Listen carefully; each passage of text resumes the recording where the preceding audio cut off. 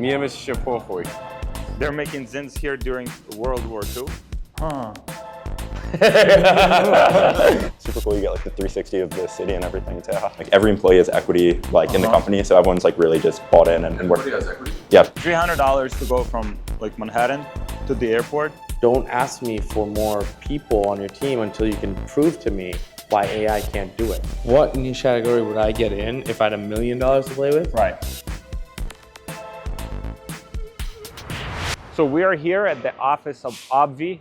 This is a very successful e-commerce brand, and Ron Shah, who is the founder, will be doing the podcast together on his podcast called Chew on This.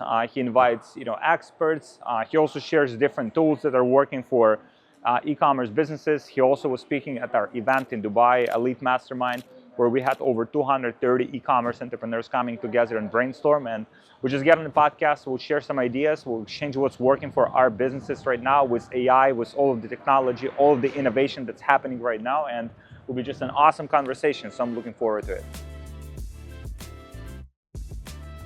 Get comfortable. Oh, nice. Snacks, drinks, coffee, Red Bull, soda, Nice. water. So we're getting ready for the podcast. Very nice setup here. They have this room for people to get ready.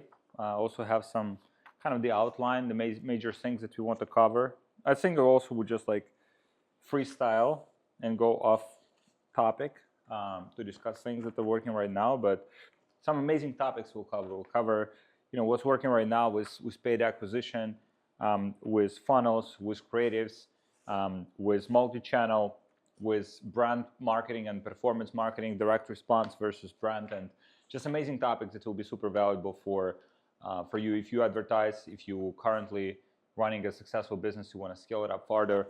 We'll discuss some amazing things here. So everything is good to go? We're just about ready for you. Yeah? Oh, perfect. Look, usually like machines make like this much coffee. This machine just like means over delivering, It's like under promise, over deliver. Why don't you start I don't spilling know. out of the cup? The classic difference between old school and new school, right? I wish this was a white monster. It wasn't. But is it better than this? No. Yes. No. I actually tried cutting coffee completely Yeah. for like a few weeks. No, I just started. I just had a few cups like last few days, but I cut it like nothing happened. Hello. Man, yeah. Nice. Finally. Is that okay that I can put my coffee here? It's part of your brand. Yeah. All right. Put the Zin stuff Oh, too. Zin. Right? Oh, yeah. Welcome back to another episode of Chew on This. Today we have what some may call the OG, some may call the person that helped builds brands, some people call it creates the best masterminds. But Alex Fedotoff, who's come here from Miami, and a lot of you, again, probably bucket yourself in knowing him in different ways. But we've had the pleasure to have you here today to share and break down different things you're working on. One, two, kind of the way you look at building brands in a completely different scope than what we usually talk about here on Chew on This. So really excited about that. Dropshipping overall has a pretty bad reputation, I think, for whatever reason. But as an industry, I was looking at the stats. It's like $200 or $300 billion industry. It's massive, and it's also growing like year over year. So as an industry, it's just a fulfillment method. Very successful companies are still operating on dropshipping model, like Wayfair, right? Like many of their products, they just dropship directly from the manufacturers. They don't have those products in stock, and so it's just a fulfillment model. And I think there's a wrong way to do it, and then there is a right way to do it, because even from China. We still ship some products from China currently, not to the United States. For here, we have actually, maybe not from here, we have a warehouse here in New Jersey. Okay. Ship Dudes, I don't know if you know these guys. Oh, yeah, I know Ship Dudes really well. Yeah. So, John and them. Yeah. So they actually ship our products to the United States. Yeah. And then across the world, we're shipping our products from China. The wrong way to do it is just like choose the cheapest shipping option from China. Like 30 days, 40 days shipping time, it's not the best experience for the customers. Or not even ship at all. Yeah. I've seen those stories on Twitter. Oh, yeah. You know who you are. Oh, yeah.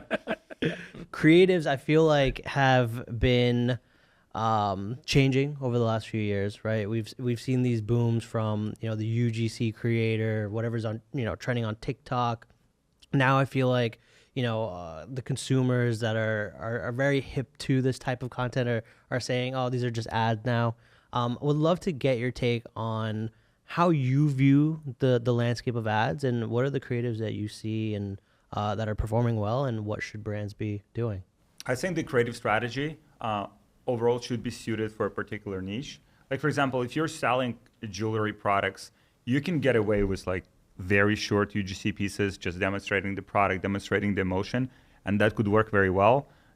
Also banner ads, like image ads, you can do very well with that.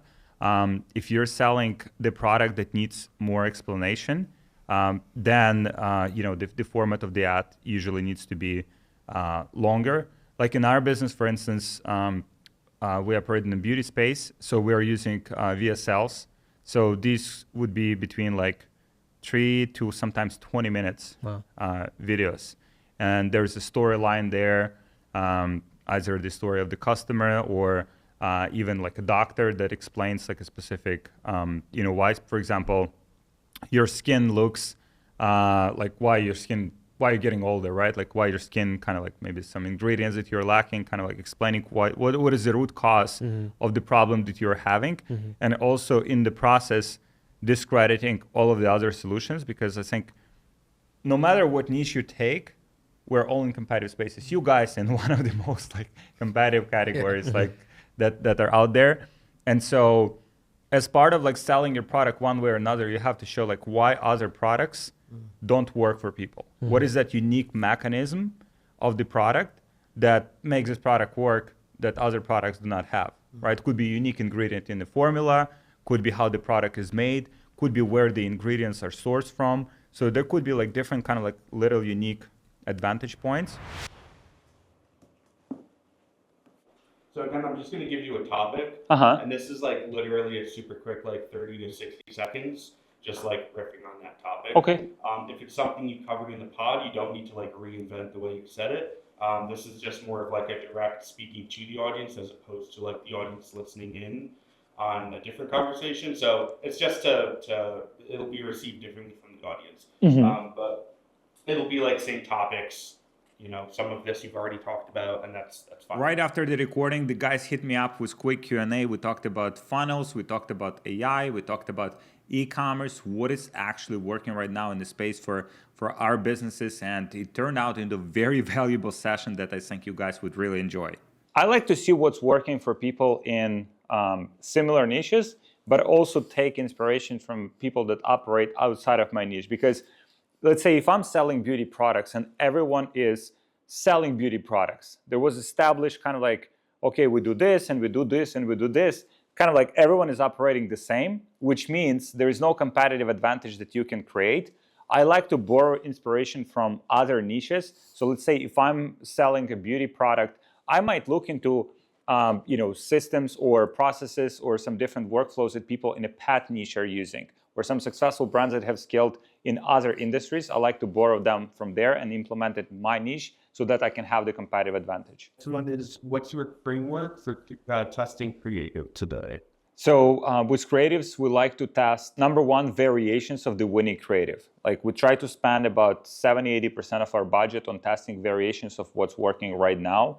So if we have, let's say, winning VSL, winning ad, we might test like different variations of the hooks for that VSL or piece of content. If we're testing image ads, we're just creating different like variations of colors, for example, or different fonts for the same image ad that we have. So that's like 70-80%. And then 20% always goes into testing new concepts, new angles, new ideas, like even new formats. So even if we are, let's say, fully on VSLs, running these like longer 5, 10, 20-minute ads, we're still testing shorter format ads to see if we can bring a new format into our ecosystem to help us, reach new audiences and get them in. How do you personally decide when it's time to double down on a campaign? And then what's your gut check for when to stop scaling? So I guess just kind of one of those like bookend markers of like, when do I ramp this up? And like, when is this, I guess, when do you stop scaling? So with campaigns, in order to scale them or kill them, I like to make data-driven decisions. So initially, there is a stage of testing, right, when you just like validating whether the concept or the creative or the campaign actually hits and is profitable. So that's stage number one. After it surpasses that stage, then we're trying to scale it. We look at our KPIs that we need to hit in terms of break-even ROAS that we need to like absolutely hit in order to stay profitable. And if it stays above that, we're trying to put more money behind it, increase budgets. And when we see that it's like declining over the last like 3 days, the performance of the campaign declines, then that's when we're killing it. But simultaneously, we're also testing, let's say, the creatives that are inside of that campaign with different hooks, different variations, different leads, to see if we can extend the lifetime of that campaign to scale it further. Very cool. I enjoyed it. It was flowing. I didn't feel like I'm like just having conversation with good friends. Yeah, exactly. Right up the circuits, you know. So this is the actual office of their e-commerce brand. Very cool. Hi guys. Hey. Very cool. Wow. Dan Ron gave us a tour of his office. His office is right where the podcast studio is in New Jersey. And he has some awesome people working in the office. He has all of the products. He has a bunch of different samples for new products he's developing. He also has a bunch of different products and samples for other products that he's exploring or brands that he's advising for. And we tried some amazing new products that are popping up right now in the space. So it was very cool to see what's actually new in the supplement space, in drink space. What are the new products that are being introduced and scaling very fast? Also, Ron gave us some awesome gifts, which was very unexpected and very generous. And these are for each of you guys. Just a little gift from Chew on This. Oh, thank you so much. Well, come on, show you the one. Uh-huh. Very nice. Which one is best selling? Our burn right here, this one. That is a competitive category, man. Yeah. Sugar. Oh, you have Genius Shot from the Dr. He just came on the pod. Oh, really? Yeah. On your podcast? Yeah, last week. Dr. Mike? Dr. Mike and his partner. But we also have Bucked Up's a protein drink. Have you tried this? No. So this is a drink that has 25 grams of protein in this. Try it. Marcus? You want? Oh, you want? Take anything, by the way. Like, Oh, thank you. try Wow. whatever. And then I'll show you guys. Here, you can take a seat for a few minutes too. Nice. But this is a company just launched last week. Oh, really? Are these good? Try it. So you like peanut butter or milk chocolate? Or with peanut butter? Okay, so try this. You tell me. I'm not gonna tell you what it is. 10 grams of protein, chocolate bar, 0 sugar. 100 calories. 100 calories. Okay, good macros.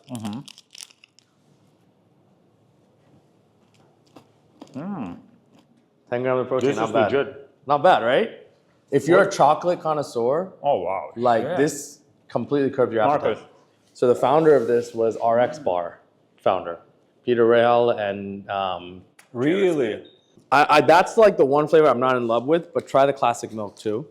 Oh, I'll try to. You take where, and then they launched the protein bar too, which we already went through all the flavors, but there's probably a couple more left. Yeah, here. This is their protein bar. Oh, they I launched. bought it yesterday in the Oh, store. you did? Uh-huh. Okay, so that's I tell you one, but 28 grams of protein, 150 calories, and 0 sugar. Wow.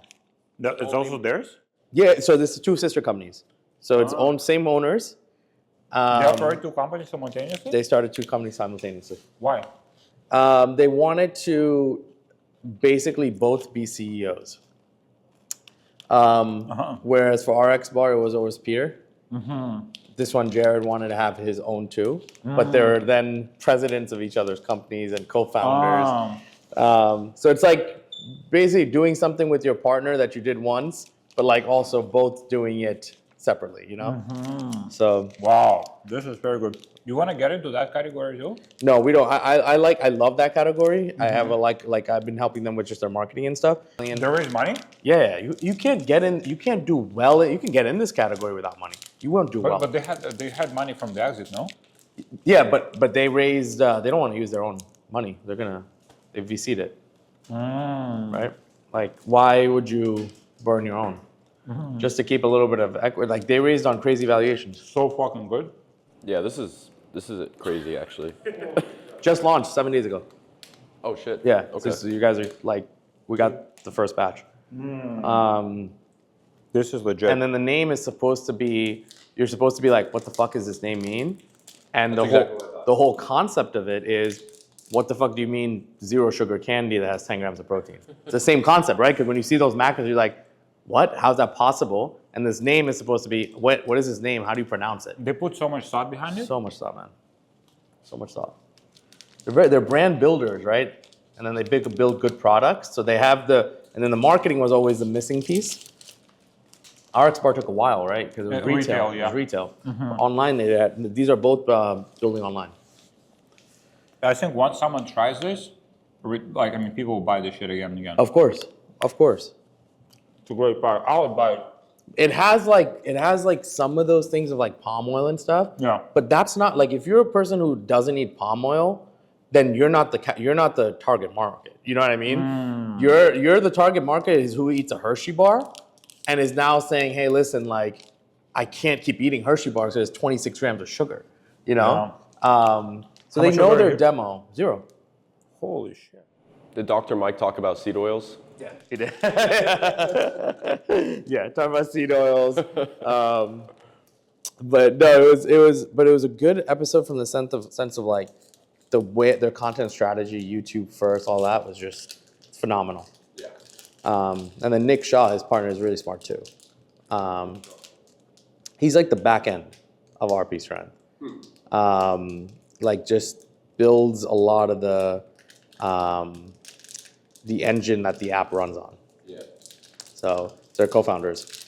Very nice. Very nice. This was delicious. Wow. Feel free to take more, guys. I have a dude, bunch, but I'll send you guys some to your office too. Spread the word. What's the first channel they go after? We went just straight D2C. Yeah? Yeah. Shopify? Yeah, Shopify. Shopify. You have also remote people? We have a few agencies. This is our entire team for this and Chew on This. Oh, really? Yeah. Harry's not here today. There's 2 people not here today, but that's our entire team between both companies. We have and then we have agencies, right? We have creative agencies. We have a few freelance video editors. So I guess you can call them remote, but they're not employees. They're just freelance. Who's a good agency like that you're just like, wow? For what? Creatives. Creative? I think there's a company called Oh My Creatives. And they're really good. If you have a lot of creative, they chop up stuff really well. Yeah.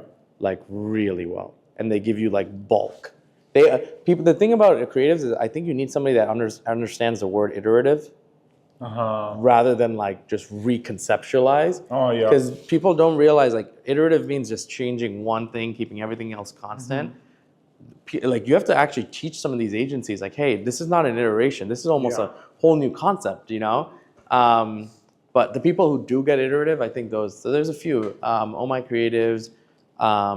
There's this one company you got to talk to before you leave. Make sure you talk to Ash about it. There's this company called Parallel Distribution, and what he does, he has a crazy factory of, I think it's like this wall full of 1,000 iPhones, okay, and he's created 1,000 different TikTok accounts, and what he can do is basically charge you a CPM of $2-3 and get you views in your niche for whatever you're trying to do. So now, like if you're like really trying to push a fat burner, right? He'll create accounts around fat burner, health, wellness, post a lot of content that's like that Minecraft style content. That's the Centralized account? clipping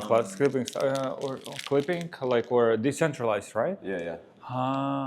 And so he's built that, and then all he does is he charges a CPM. Now, if you're a product, So is that legitimately working already or no? I think you have to ask Ash because we've been testing it, but it works for companies that have a little bit of like that, oh my God product, like, oh wow, I gotta go check this out. Because he's just there driving awareness at a very cheap rate and high volume. So it can't be just a collagen powder, right? Because then it's like, well, I'm not gonna go and act on this, right? But I think one of the things we had done was we ran like a story around, like my husband was gonna leave me, stopped having sex with me, doesn't sleep with me anymore, doesn't look at me the same. until I found this product, helped me lose this much weight. Now everyone keeps my hand off of me, right? Like that was a storyline, and I think that one did really well. Right? Because now you're like, that girl wants this lifestyle, and you're getting awareness of that story. But what kind of content they distribute? Is like AI UGC? I think so. I think it's that the Minecraft overlay videos where it's like Minecraft's playing in the back and someone's just talking about a story overward. So it's those types. But again, it's very new for us, but I think it's a good system because it's going to be something that I think will also scale for him as he gets more brands to see the data. It's like Andrew Tate basically stuff. Yeah. Yeah. Like, you know, in the info space, kind of like education, there's a lot of people that do this. Yep. Like clipping, like creating like fan accounts. That's right. And just like distributing like cuts and clipping. Why people don't do it in e-commerce, right? It's crazy. No, it's it makes sense. In theory, what he's doing makes sense. I think it needs to be flushed out more. Can you try, like, so you said that post did well, like did like millions of views? Yeah, it did millions of views. Huh. Yeah. That so one basically maybe just better storytelling. Correct. I think that the scripting. Mark is already, because Mark is like, thinking about this. He's a AI genius, you know. So he's like he's so heavy into like AI and like N8N and like all of this stuff, and he's already probably thinking how that could be like automated. Oh yeah, 100%. Yeah, that's what I mentioned. Like we're looking for people, hiring people on our team. Yeah. Because we have all of these ideas, and like. You need execution.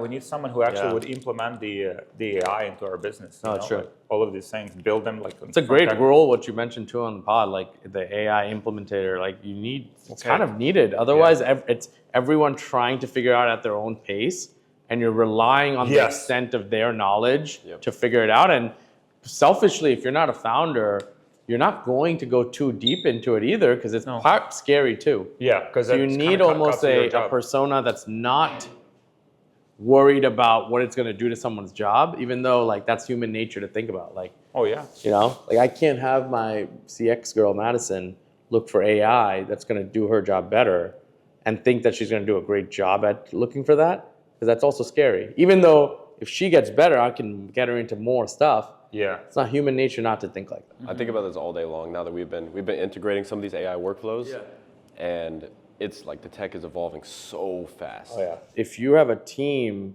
that's looking for more bandwidth, don't ask me for more people on your team until you can prove to me why AI can't do it. Yeah.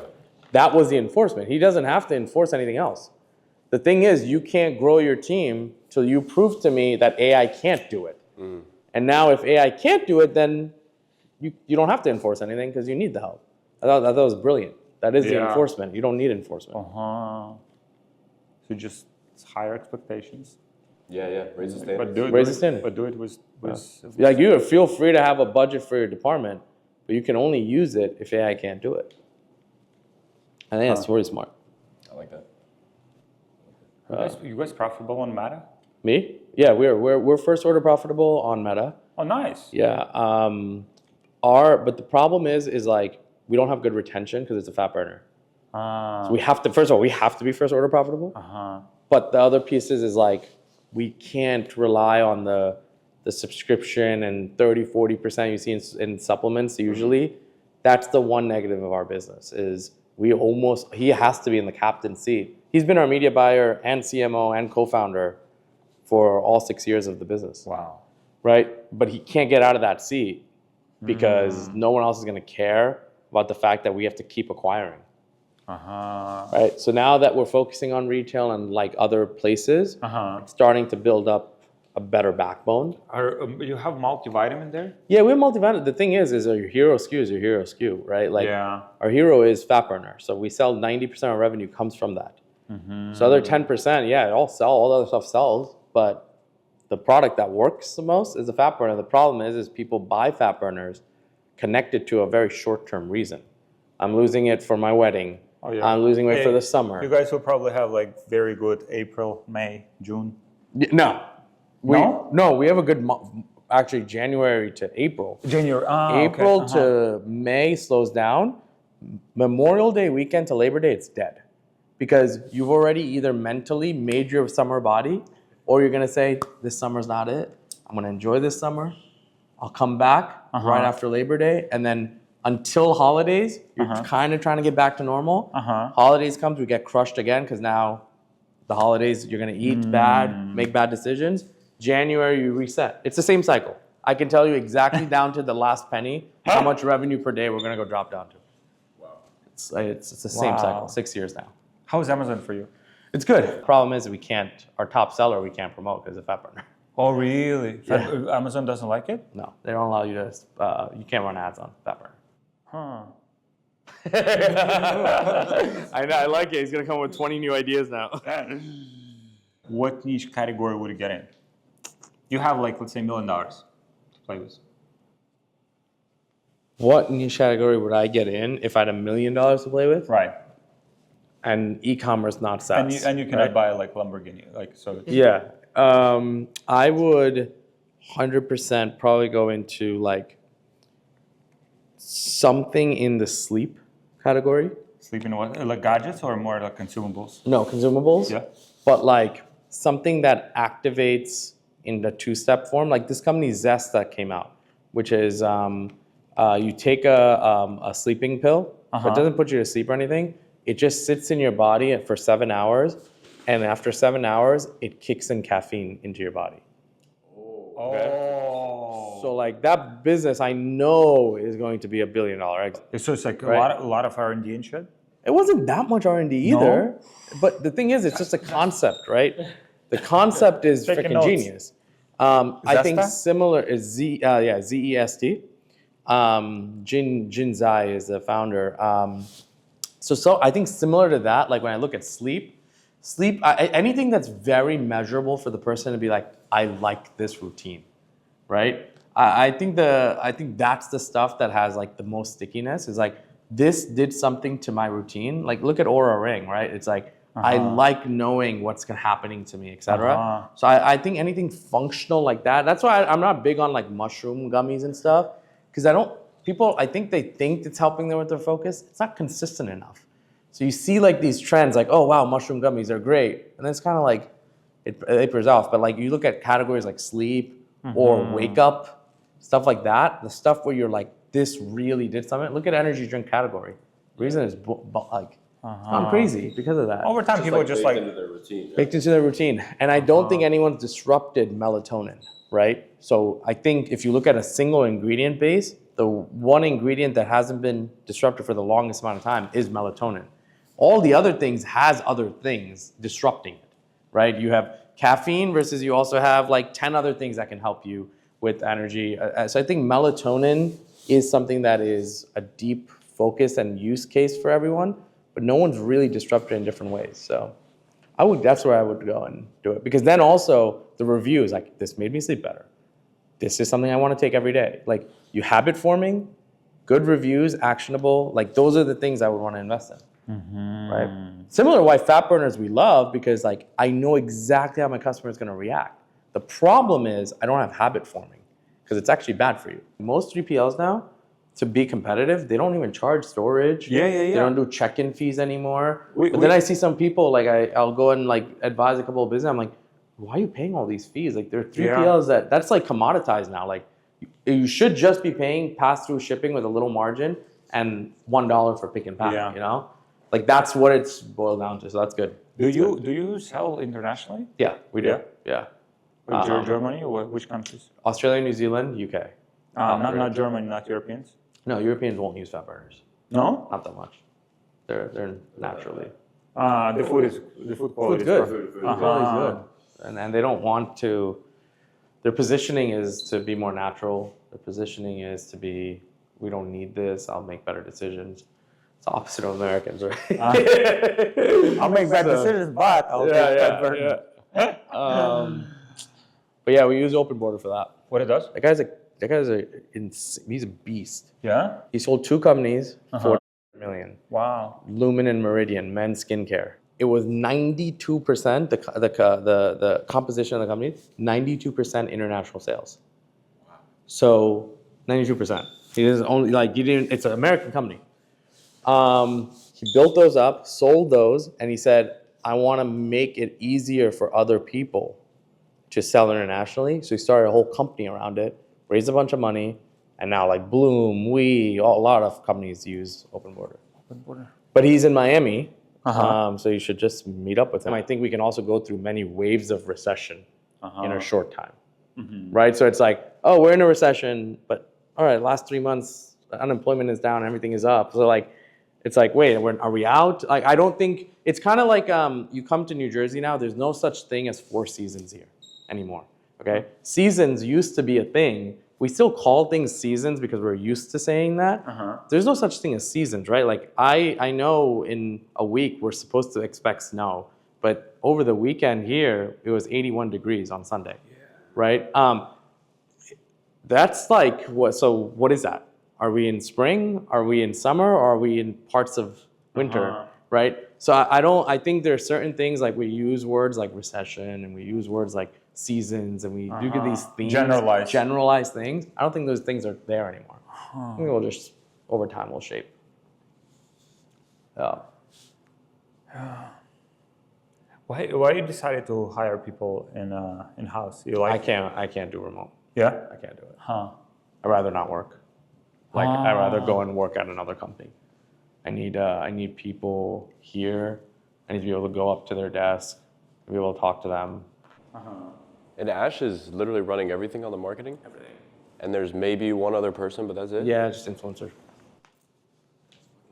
That's very efficient. The thing is though, it comes down to if that person can be the main media buyer too, right? Like the other thing is we're also not running 10 different funnels, right? Good point, yeah. So you have one product, you can compare us closer to a drop shipping company that has local fulfillment, then you can compare us to a network brand that has 10 funnels, 20 different ways to market it. So not to undermine, it's not hard, it's not easy.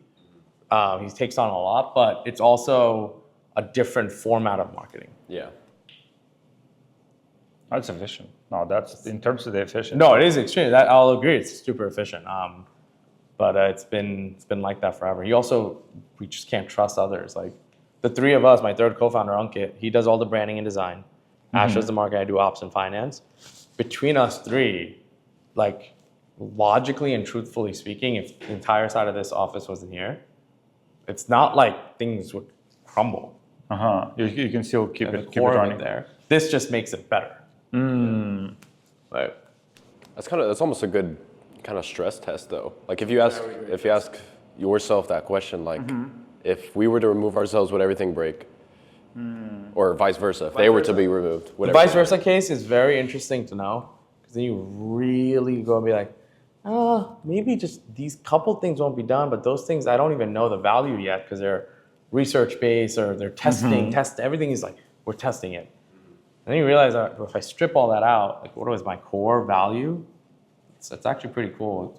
You realize you can do a lot.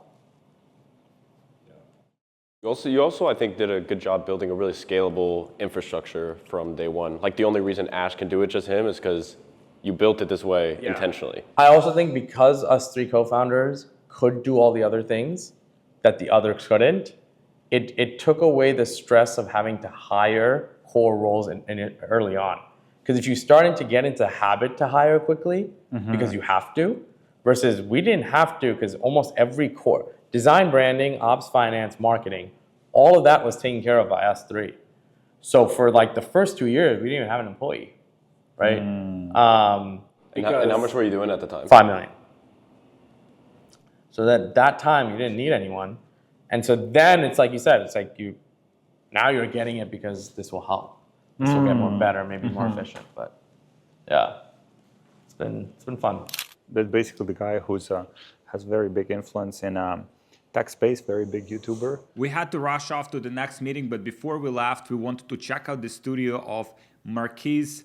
I forgot his last name. He's a big tech YouTuber, probably somewhere here on the screen, my team will put it. So he's a big YouTuber, one of the biggest actually on tech space. Like one of his videos pretty much ruined the stock of the company called Rivian. With his own like one YouTube video, he can destroy or just pump up the company, and has a lot of influence in technology space, cars, anything that is technology related. That's his office. That's a massive office here. And that's when they're making content. We were told that that's where like Elon was here. Elon Musk was here for the interview with him, and then Bill Clinton and some very influential and powerful people. So yeah, it's fascinating to see like the whole kind of like content factory here.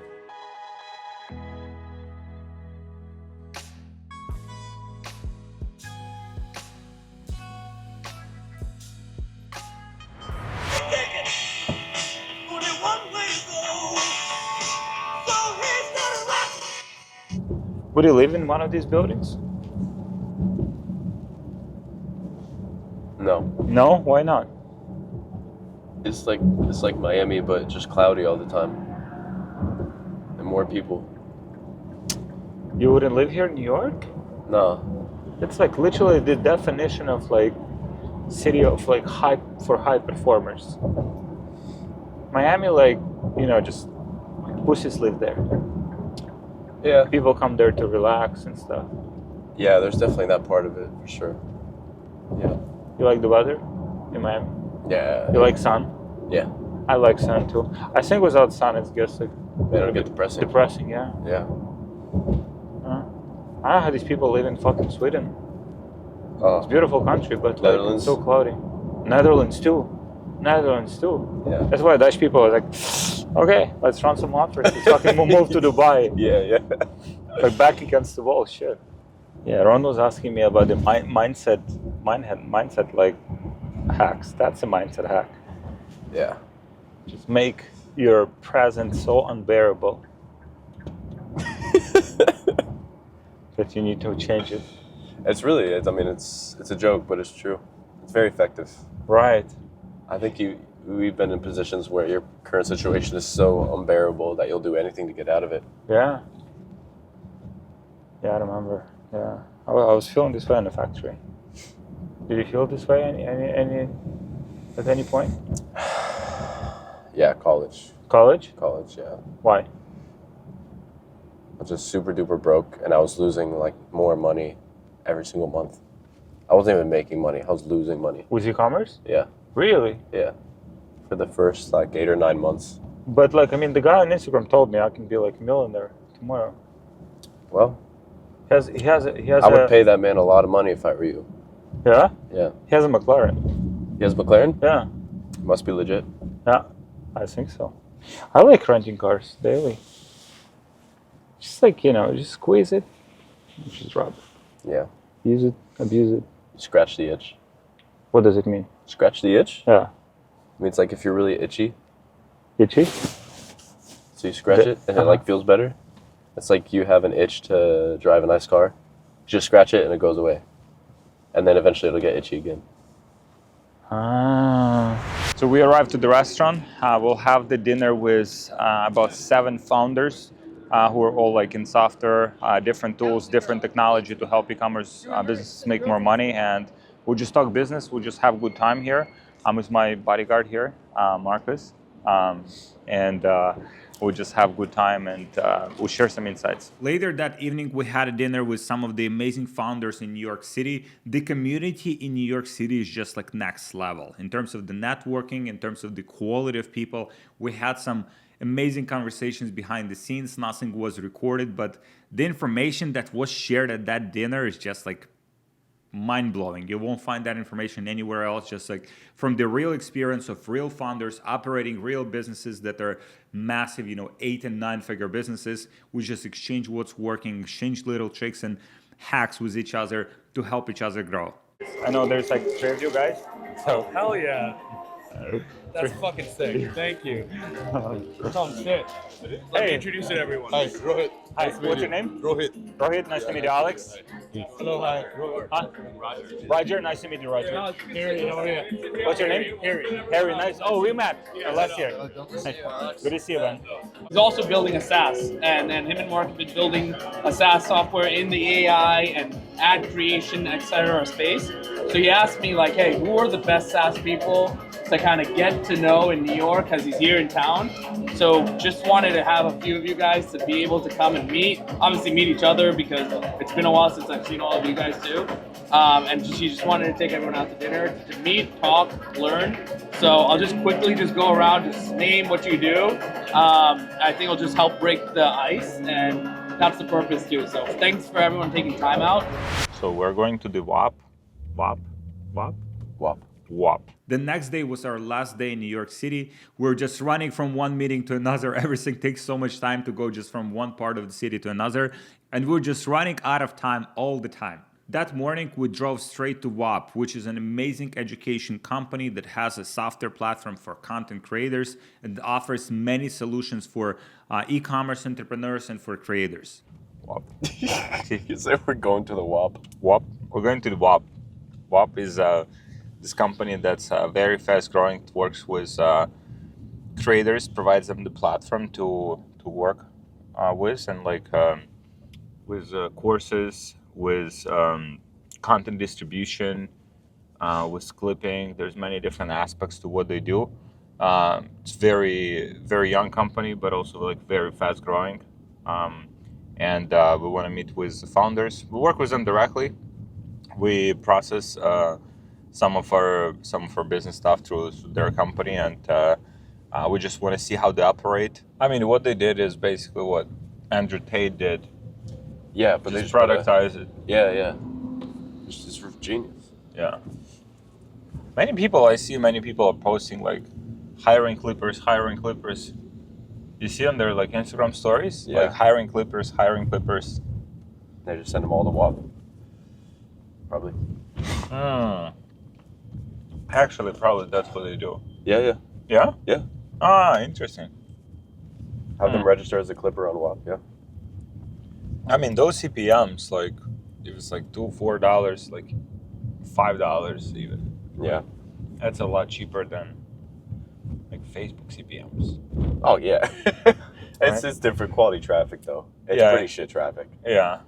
But I could bring this up to the WAP guys. I don't know if this is in their plan, but I think they should develop some type of affiliate option as well. So where if you have a clipper that clips up your content and they actually do drive conversions for you, whatever that is. They also get kickback from there? Yeah. Oh, yeah. Because that really is the Tate model. Tate wasn't paying these clippers for views. Right. He was paying them an affiliate deal. I don't know. Do they have affiliate program? Affiliate kind of a platform? As of right now, no, on their content rewards. I'm pretty sure they're working on it. I think they should if they're not. Because that's going to be the number one complaint from these guys. They're going to go on to content rewards. Mm-hmm. Start getting, tens of millions of views and zero sales or very little sales. And well, what am I even doing? I set aside $10K for this. Yeah, that's such a good point. Yeah, directly incentivize them. They would have to build out custom UTMs and everything to do that. But that's easy. Custom UTMs? Yeah. For that each individual clipper can have their own maybe custom link or something. Yeah. Actually, it's totally possible. Yeah, it's done. There's many other platforms that do that already. Yeah, they may have it done themselves because if they're processing through WAP, then it's super easy. Yeah. Can you connect the payment processing solution, which is WAP, with their own UTMs, and you can see which clipper is driving the most amount of sales? I love that. They should definitely do that, and then create a leaderboard around it. So you can see the top clippers that are not only getting the highest views, but the highest amount of revenue, highest affiliate commissions. Bring some of these ideas, they might hire you on the spot. I'm sure they've thought about this before. I feel like it's not that They hired this guy, Brett Malinowski. Yeah. He's a big YouTuber. Mm-hmm. I mean, he had some great interviews. It's Tab's guy, right? No, it's he was. Oh no, it's Oliver. He was doing he was talking about crypto. He had his own NFT project that was pretty successful, I think. Do you think the info space is a bubble that's going to pop? No, I mean think about human psychology, right? People are lazy, right? And they want to put responsibility on someone. They also want to be part of some community because humans are social. That's true. Right? So if that's not in person, then it's online. And so they want to be part of something. They want to put responsibility on someone. for the life, okay. It's TGR responsibility. People, think about it. Most people are distracted. They don't pay attention to their own life. They pay attention to other people's life. Yeah. Digitally. Digital, yeah. Which is crazy. Because I had people that would like, they that don't would, want to face the reality. that'd be blowing up my comments when I got a haircut. Really? And I was like, I literally responded to one guy. I was like, you are commenting on the internet to a person that you do not know, obsessed that he changed his haircut. You need to reevaluate your life. And then that's one guy that commented. There are many people that think about it. Yeah. Many people like probably like spend 3 hours thinking about your haircut. Like, and they don't like it. Someone told me about my clothes, like that I changed my clothes. They don't like it. No. Yeah. They didn't like your clothes? No, man, it's a big problem, you know. It's probably upset them for the day. I'm so sorry for them. I guess you got to change everything about the way you dress. Yeah. It's the only logical solution.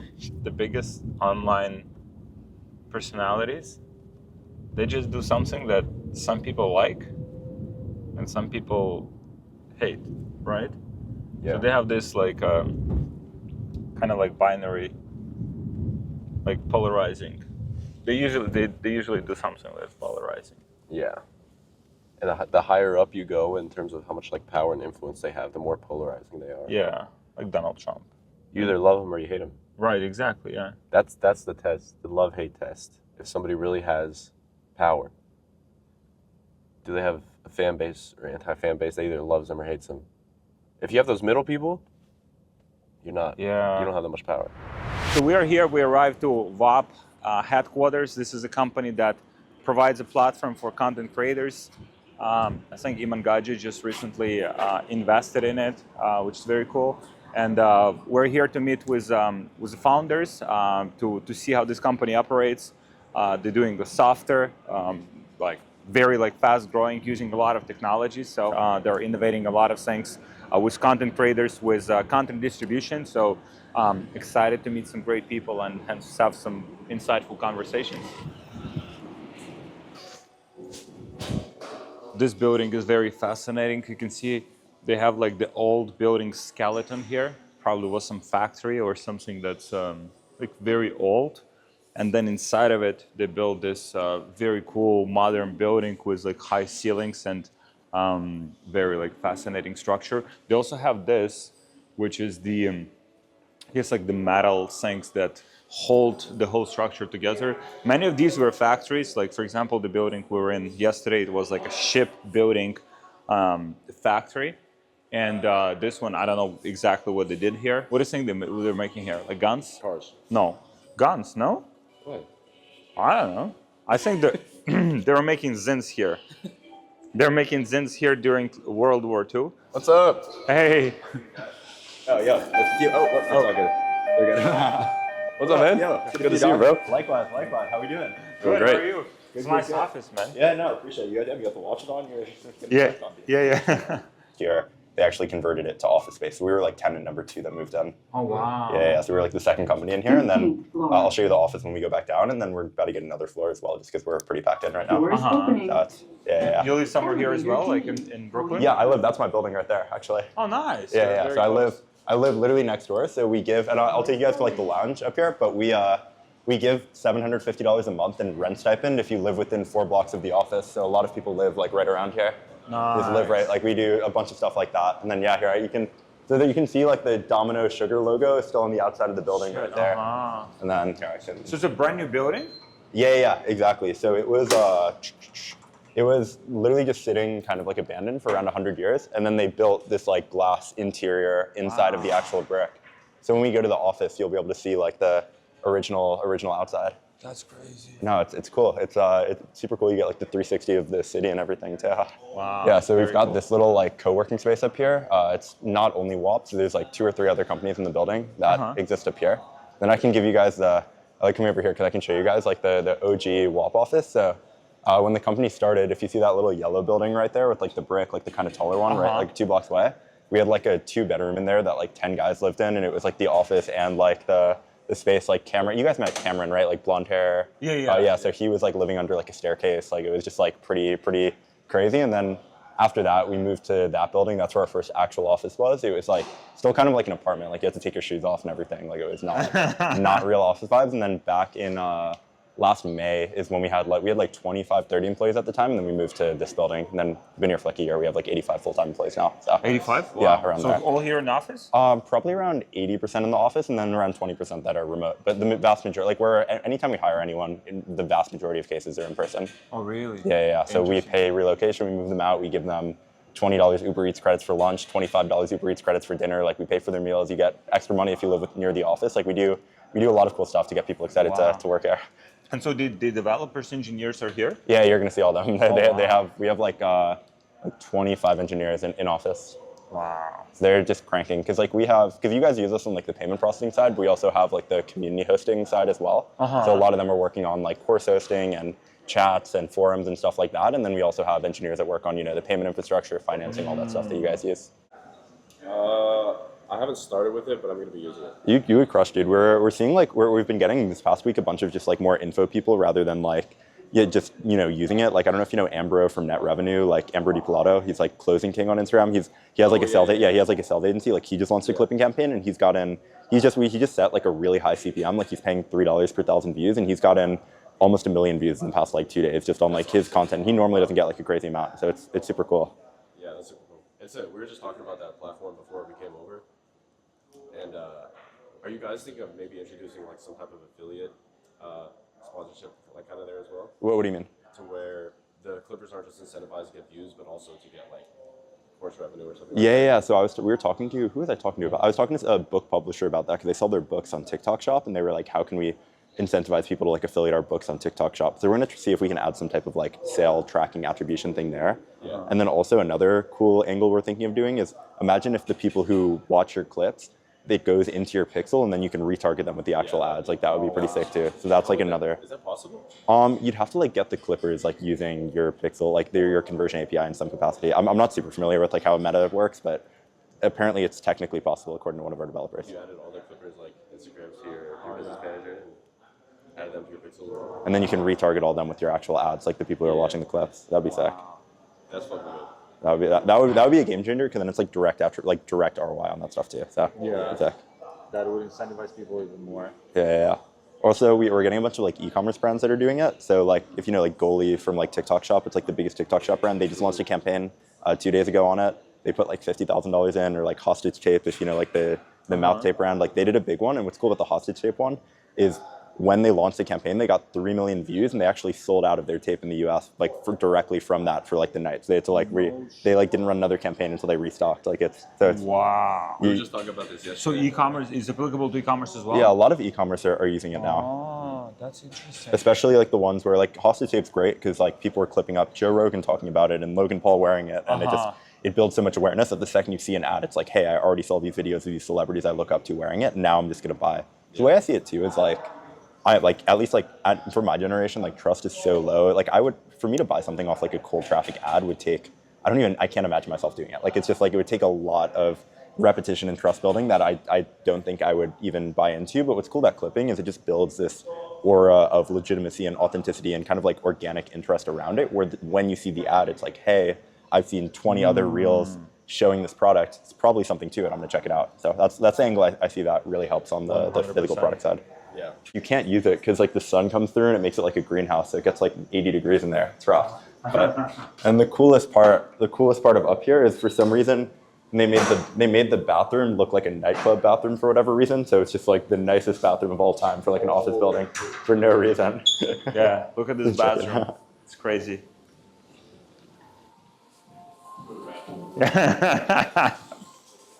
Bathroom tour. Yeah, it's very cool. Yeah, it's very high end. How much is rent in New York? Like $100 per square feet?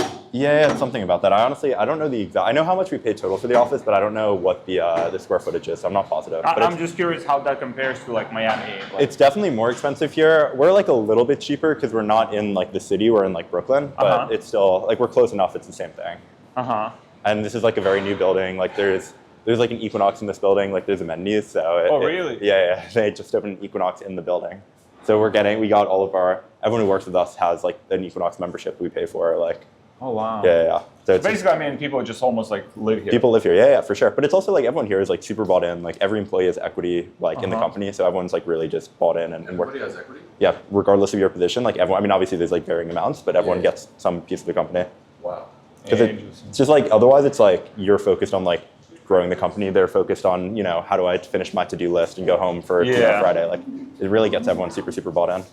How old is WHOP? Like how many years do you guys? Yeah, we started at the end of 2020, like beginning of 2021, but it's really like the past 2 years that we've gone a lot deeper in this like info, online education, whatever you want to call this space. Because we were for a while, we were doing like, we started as a software rental company and then we pivoted to being like a Discord Telegram paywall, and that's what we were for a few years. And then really like end of 2023 is when we started the payment processing and then the like on-platform community course hosting as well. That was really like the big kind of last up, like beginning of 2024, and it's really over the last year and a half that we've started actually working in the space. Like where I met you guys at Boardroom last year was the first info event I'd ever been to. Like we weren't doing anything like that. Wow, so, that's crazy.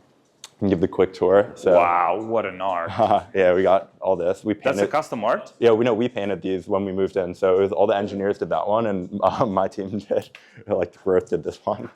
So it was like the first day, and we had like a painting thing. So content rewards is a big focus for you guys? Yeah, it's like content rewards over here, and then it's more creator stuff over there. So it's like probably half our focus right now. And they've got, I was telling you about like goalie Amber like did his campaign. What is that? Is it different types of campaigns here? Yeah, exactly.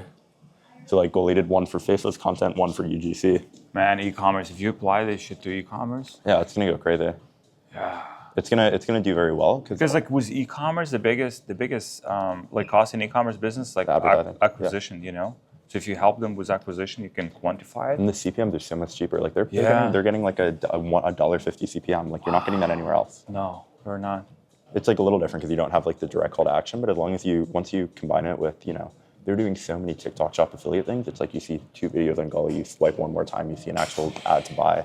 Yeah. And it's platforms like, so they specifically focus on, for e-commerce, focus on Instagram? Yeah, they're just choosing to focus on Instagram, but you can choose. So we do YouTube Shorts, Instagram, TikTok, and Twitter. But most people either do TikTok or Instagram, as those are like the big short form areas right now. And then people are just busting them out, and we've rolled out a bunch of updates where like we automatically track views when they come in. We flag, we can track if someone's botting their views or anything like that. So we're just super on top of it, and it's all automated. So ideally, like we're just gonna the biggest deposit that we've seen right now is like $50,000 is the most someone's put into one campaign. Hopefully in 3 months that'll be $500,000 as it works more and people can scale it and it's just fully automated. Wow, Bro paid $10K already. Yeah, and that's only in like 2.5 million views. Yeah, but I mean he's seeing like an increase. He's got an extra like few thousand followers on his Instagram. I'm sure he's got more people booking calls than them. Like if you get they're an agency, so if they get one more client from that, it's a win. Yeah. There's two things. It's like one, geofencing, where how do we get it so the views are only coming from certain countries, and we're working on that. And then two, how do we actually track attribution and conversions, and that'll be like the big unlock. Because then it's like if you can show ROAS from a clipping campaign, like it's done. Oh yeah, so just put more money in. Yeah, just literally money. Once you have like you're in sufficient CAC, like you're good. And then here we've got the developers we've got in that room right over there behind you, and then we've also got developers out here. So this is like more the engineering side, and then moving on, it's like product, operations, data, and then it slowly gets to kind of the like growth partnership side as you get kind of further along this way. There's is Ike, by the way, he's your account manager. Hi, nice to meet you. Welcome. How's it going? Good, how are you? Good. This is the first time in? Yeah. Awesome. You guys have an amazing office here. Yeah, we just went to the roof and they saw that, and then nice. given the tour here. Do you guys sell internationally at all or no? Is it all US? Yeah. So we added recently all the European payment methods. So like SEPA, Ideal, like all the kind of niche European country ones. So if you charge in euros, those will pop up. And then we also just added international financing as well. So if you guys have international people that need to finance, we can enable it on your account. Wow. Through which platforms?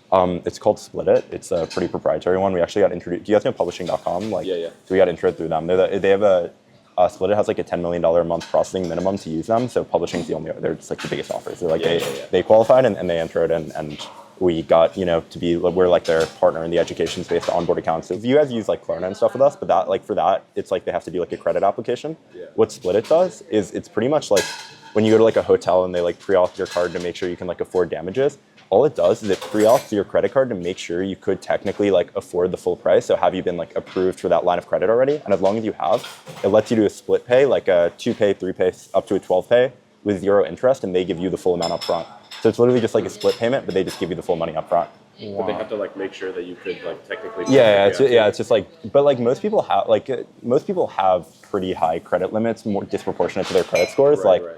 Even like a lot of people have technically the ability to spend 10K on their credit card. They just like won't want to because like they don't have the actual money in their bank account. Yeah. So this like allows them to spread it out, but it just like verifies to split it. Someone else has approved you for that amount in the past. Your marketing is amazing with all these vlogs. Oh, the YouTube. Yes, Austin. Is Austin here?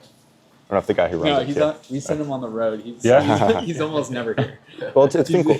What I really like about it is like a lot of people. There's a lot of content where it's like how to scale to 100K a month, how to do this, but no one really does like day in the life of the creators. Where it's like we don't pitch, like WHOP is not pushed in any part of any of the videos, so it's really just showing like what these creators are doing, and like no part of the video is ever like sign up for WHOP or run your business on WHOP, but it's just naturally like.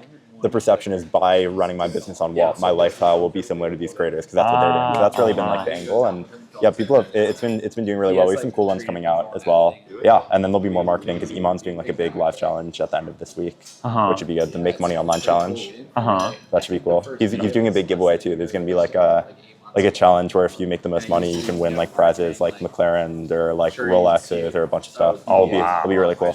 And this guy, the Brett Malinowski? Yeah, Brett is, I don't know where he is, but he's here somewhere. Yeah, he runs our marketing. So he had his own podcast called the WG. I was watching many of his YouTube videos. So he's a good example where it's like he had his own successful podcast, he had his own info offer. He has like 450K subscribers on YouTube, but like he gave it all up and moved to New York not give it all up, I mean, he's still doing the podcast, but he moved to New York to work here because he's super bought in and like believes in the vision. So it's like through finding people like that and getting them on board, even like Eddie Cumberbatch too, like who used to be like, pretty heavy with like school, or with another company.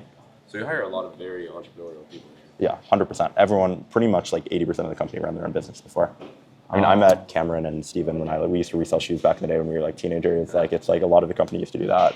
Just everyone comes from kind of those spaces. Yeah. Basically help creators to go from like zero, like your main avatar is like people that already have some numbers and want to transition to WHOP, or like? Yeah, I mean, it's really anyone. Like we have creators like you guys who are doing, big numbers, but we also have people who are starting their business for the first time on WHOP. And generally we see when like someone starts their business for the first time with us, they don't have HubSpot and CSMs and sales teams. Like they're a single business owner, and so they are using our backend as their only CRM. They're using our apps as where they host their content, et cetera. Obviously, when you get to larger scales, you guys have automations and order bumps and upsells and all these more complex stuff. But I would say when it comes to a business like you, we provide a lot of value in kind of the payment processing side and like financing, et cetera. And then when it comes to these smaller businesses, it's how do you run everything in the same place and get that handled. So it's really a variety. Everyone is kind of empowered to do whatever you think is the most important thing to do in a given like week, day, hour, even. You know what I mean? Which is, it makes it really fun because we're obviously working really hard. So at least you get to like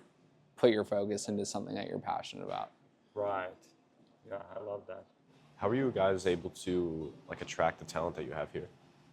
I mean, again, now a large portion of it is people who are from the space. So like, if you've been a creator on WHOP or even another platform, like you're probably looking at what's going on. I mean, we'll literally put the GMV counter at the bottom of the site. So that like gets people excited about it. And then rather than just throwing something up on LinkedIn, like we'll put a tweet out or even put a message like in the intercom support, like, hey, by the way, we're also hiring.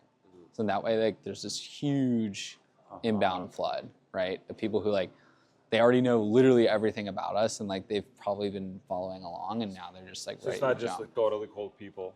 Yeah, I mean, we've experimented with bringing in people who maybe you have the kind of stereotypical like tech sales background and stuff like that, and some of them do great. And then some of them, again, it's just like a sort of a different beast being here versus somewhere that's more corporate and structured. I already mentioned like, so majority of people work from the office, right? Yeah. There's some engineers who are remote.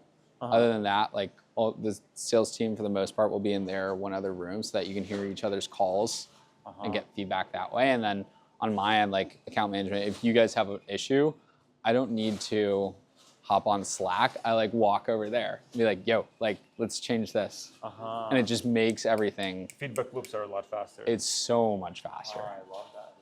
before this, I was at another startup with full remote. And it was like you were siloed in your little team. I was doing sales, and then it was like you couldn't talk to anyone. Forget like engineering. Like I wouldn't even, if I was sales, I wouldn't talk to the account managers. So you were just kind of like on your island doing your own thing. Right. Just wasn't, yeah, it was like the polar opposite of this. Pretty interesting. Also way less fun. It's fun to like meet the people you work with rather than hop on a Zoom once a day. Like, what's up, you know? It's a big focus for you guys, like international? We're thinking about it now. We're starting to see that there's a lot more countries accepting payment every week, like north of 160. But we have the translate features, but it's not like one-to-one. If I could speak a different language and I looked at it, I'm sure it would be like not legible. So, so that it is a focus for sure. And there's all these payments restrictions too in other countries. So if we can like unlock that. Yeah, so we just had a tour in the Whop office, and it's been incredible. They showed us around the office, the way they build the team, the way they build the culture. Everyone comes from like different cities to work here in the office. Majority of their team is there, and just how they build, like everyone is aligned. Every person has like an equity in the company, so it's like everyone is like growing in the same direction. And they just do some incredible things, and they innovate fast, they build fast. They just like bam, bam, bam, bam, bringing innovation to the market. You know, one of these like innovative companies that just like bring something new. At first, people are like, "Oh, what is this?" And then over time, it's like, "Oh, wow, this is so convenient. This is so useful." And then it becomes a norm. But they're kind of like on the front line of that innovation and making people's lives easier and businesses more profitable. So yeah, it was incredible there. Now we'll go get some food. They recommended some tacos around here, so we'll go there and we'll feed this big boy because he needs some protein, you know, to maintain his muscle mass. I think this area is called Williamsburg. This is Williamsburg? Yeah, this is Williamsburg. It's basically, before I think it was like shit show, like very abandoned, like all these buildings like were like very old. But then they started like renovating and just turning into like very modern, very beautiful buildings, like office buildings, apartment buildings, and right now I think it's one of the coolest areas. Like, it's not as busy as like in Manhattan, like which is across the bridge, but it's just very cool. So just in 2 days in New York City, we met some amazing people. We explored New York a little bit. We didn't have much time to do that. And we met some amazing, powerful entrepreneurs.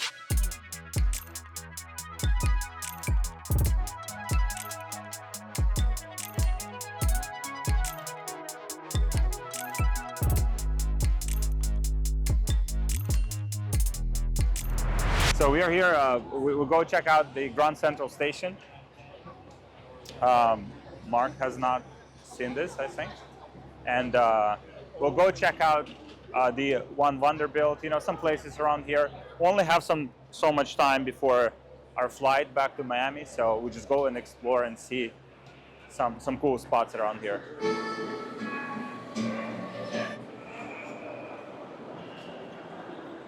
So this is Grand Central Station. So this place was built by, I think, Cornelius Vanderbilt, who was the biggest owner of railroads. Very rich man for his times, and he decided to just put a very big building. Fucking nasty people here in New York. So he decided to build some kind of landmark to leave a legacy, which is fascinating. Was very rich, but decided to, okay, I want to leave something behind. So he built this whole building, and still 100 years later, maybe more, I don't know. It's still around here, and it's beautiful. It's well renovated, and probably millions of people come through here every year to the city and also to other places. So very cool. Right, so we're going to the Vanderbilt one. It's basically beautiful overviewing platform. I think it's 100 floors up, and it's very beautiful. You see the whole New York City, and then we'll just go there. We'll just check it out, and then we'll have to probably bounce to the airport. All right, so we got into the line, and we realized that we won't make it to the airport on time because the traffic and everything's like 1.5 hours pretty much to get to the airport. And so we requested a refund for the tickets, which is awesome. They processed $166, which is, if you think about $166, that's approximately 20 packs of Zyn, right? So that money could not be wasted. And okay, it's either like 10 packs of Zyn and then additional 20 bottles of like White Monster, right? So yeah, so you have to kind of like balance it out and think about it, like, and be strategic about every dollar that you're making, because every dollar that you are wasting is a dollar not spent on Zyns and Monsters. So we're trying to calculate the stops. We have to go to hotel and then to the airport. How much is the price?